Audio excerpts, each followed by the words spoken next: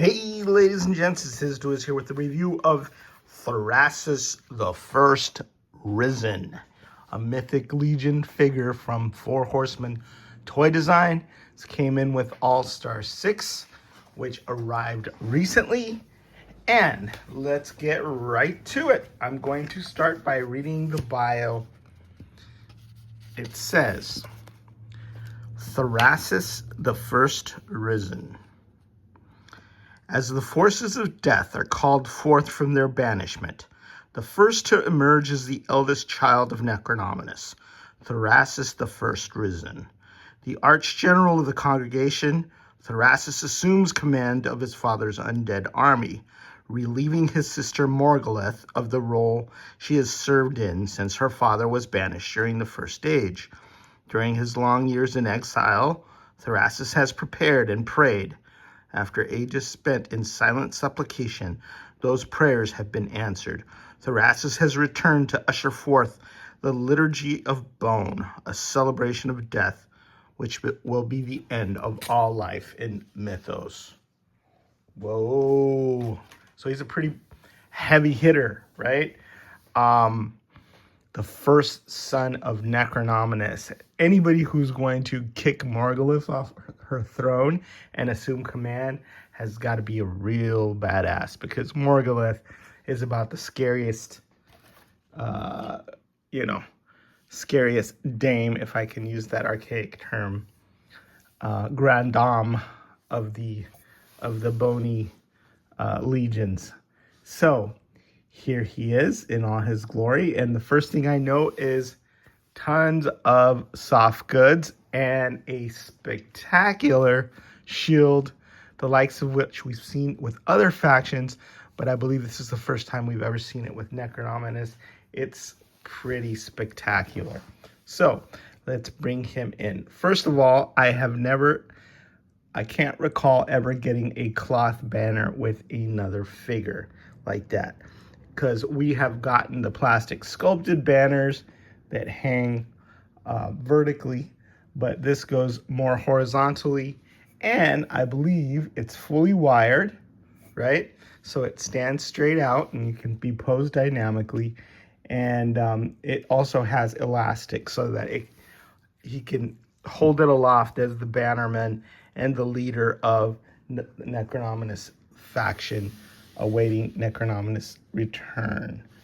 One thing I do want to point out is that I love the banner, I love the Necronominus symbol, but I don't think that purple was the best choice for a color. Sorry, Purple Gang. If you're going to put a black sort of silk screen on it, because there's not enough contrast, and I would have rather had him have this orange up there so you could really see how cool that symbol is. I can see it, right? I mean, but my old eyes, I think having the contrast would have helped it pop more. But for some reason, that was the same thing that happened with our Mythic Legions Cabal shirts here in Sacramento, because we are purple people out here, and we root for the Sacramento Kings. But when we put the Cabal symbol on there, it's hard to see. It just doesn't have that sort of pop. So a small criticism there of the banner. I'd like to see it reissued, maybe on on a different colored banner, and that would be cool as well. But I'm very thankful to have this. It's the first of its kind, and I think it's a nice advance, and just shows one of the ways that the Four Horsemen are really pushing their game as far as soft goods are concerned. Now, let's look at the sculpt here on this magnificent shield. As you can see, it's the face of Necronominus. It's various assorted bones falling down from there, and then it's the sort of bone wings. Looks like a skeletal sort of, even skeletal spider legs coming down from that. So it's very, very intimidating. But how cool is that to have that 3D representation on the shield? Not sure how good it would be for battle, but it sure does strike an imposing pose there as he sits there, and he holds this very, very heavy shield aloft. Oh, oops. That's the other thing about the shield, is that it's so heavy that as you can see, it's probably over time might cause the arm to droop down. He's not going to be able to hold it to his side. And then in this case, no big deal. I had removed the hands before, but it popped out, right? The cool thing about this is with this heavy shield, you have two ways of holding it. You have the clip, and you also have the handle. So two different ways of holding that shield. And I did notice that they were smart and attentive enough to include this sort of rubber bracelet, because if you're going to use the clip, he's going to need that bracelet there on his wrist to hold it tight. Otherwise, the clip won't work, because, you know, he's got these, even though he's a big bone fella, he's got these small wrists and small hands and stuff, and it just won't, you know, it just won't hold on there without this handy dandy rubber bracelet or bracer, whatever you call it. I'll try to set this somewhere so we can see it there in the background. Really one of the coolest things about the character. So yeah, I've already mentioned that there's the shield, the clip, and this, all necessary to make sure that he's able to hold his shield. Look at the details on there. Here's something else that's new. The tatters on his vestments there. And you can see that it's a different bone sculpt and that it's empty down there, which is very, very cool. So that's a very neat way of showing that off.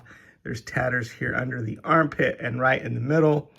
You know, as a high-ranking member of Necronominus army, he doesn't seem to care that much about how tattered his clothes are. Maybe because he's such a penitent and repentant person that he's always praying. But look at that. His chest is empty, and it's cool to have that new skeleton torso where it can be totally empty. And like I said, I love the tatters on the clothes, and the tatters on the edges, the frayed edges, and then it's a dirtied up cloak, so it looks lived in, right? And that's a very, very neat part of it.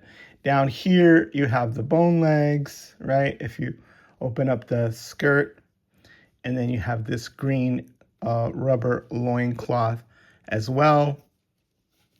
And then this neat multi-layered belt, nicely painted. And then right here is the purple cape. It's almost like, how would I put it?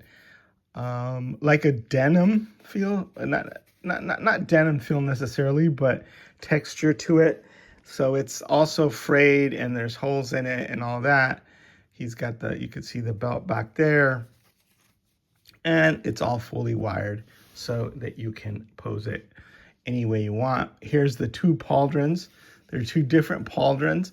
I like the fact that that's also weathered and dented and broken. And then there are some rivets missing here because it just gives them that real lived-in appearance, right? Where one pauldron, this one here, is more intact, but it also has some frayed and broken edges as well. I like the chainmail that pokes out from the edges of the pauldron, and it just helps create that overall look of him, you know, having gone through a lot of battles, and, you know, he's seen a lot of hardship and endured a lot to get here. So he also has this neat fur collar on his cape, right? And a beard, which is really neat because this is unusual when it comes to skeletons, as they are usually more clean shaven. I also love the shape of the helmet, you know, and the beard, and then the fact that the mouth can be opened here, so you've got the articulated jaw, right? He's going to need to open his mouth to shout out those orders. So, it's a closer look at the banner. Like I said, it's very cool to see that symbol, and it's on both sides. But at the same time, if it had been a different color, and I think I would have chosen a different color, it would pop more and you'd be able to see it more. And it's such a cool symbol that I think that would have been the neat thing. Also, it's not, totally symmetrical, because he has this sort of bracer on the arm, and then this arm is armored, this arm is not. That's cool. I like those asymmetrical elements. It makes it more visually interesting than if both things are exactly the same. So I think this bracelet here would help hold the arm bracer up, but I left that off since it fell. Big sword here. I think it might be called the Zweelander or something like that. I'm not sure. I'm not a sword expert, but it's got these cool little elements there, and then it's got very cool gold paint. And I don't know if this is it's kind of like a different hilt or something for a longsword. I don't know what purpose is served by that, but it's kind of cool to have that as an interesting visual element to make the sword a little different.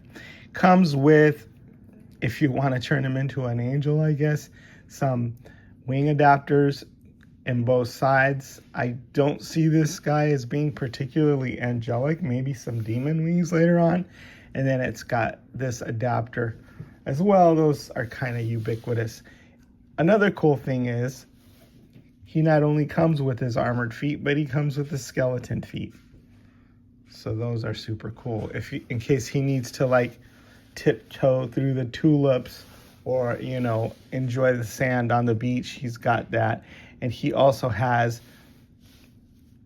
ankle joints, 2 sizes of ankle joints to make sure that his ankles fit with, I believe these are ankle joints. Yeah.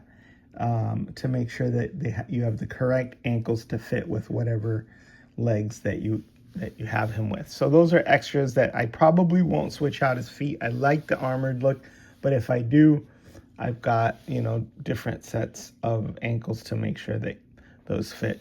He comes with 2 belts, this really, really thin belt. Look how thin and small that is. And look at this, how they managed to paint the buckle there. And then the metal tip on there so the belt doesn't fray. It's just amazing, that level of detail that the factory can get. And then here's another belt. So he's got 3 belts in essence.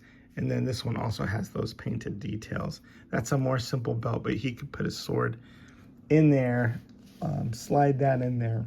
This one also has 2 hanging loops, so he can get that giant sword in there. Now he also comes with a plethora of hands. I know how much a plethora of hands is now, amigo. But he's got the gesticulating hands, so he can make a point when he's orating. That's a right and a left gesticulating, sort of loose grasping hands. He's got the sword holding hands. He's got 2 sets of those, and the hands are a little bit different. Like you have this, I guess you could use that to hold the banner, and then you could use this to hold the sword, but he's got 2 sets of those. So 2, 4, 6 sets of hands with the different articulation points. One where he can move the wrist left to right, and then the other where he can go up and down. So 6 sets of hands. So he's pretty fully loaded with soft goods and extras, and that's kind of cool. So he's got the banner, he's got the staff to hold the banner, he's got the 6 hands, he's got the 2 belts, he's got the 2 extra ankle joints, he's got the 2 extra feet, and then of course everything that he comes with: the sword, the adapters, this tiny little bracelet, and all the soft goods, the cape, the pauldrons, and all that. Really, really cool figure.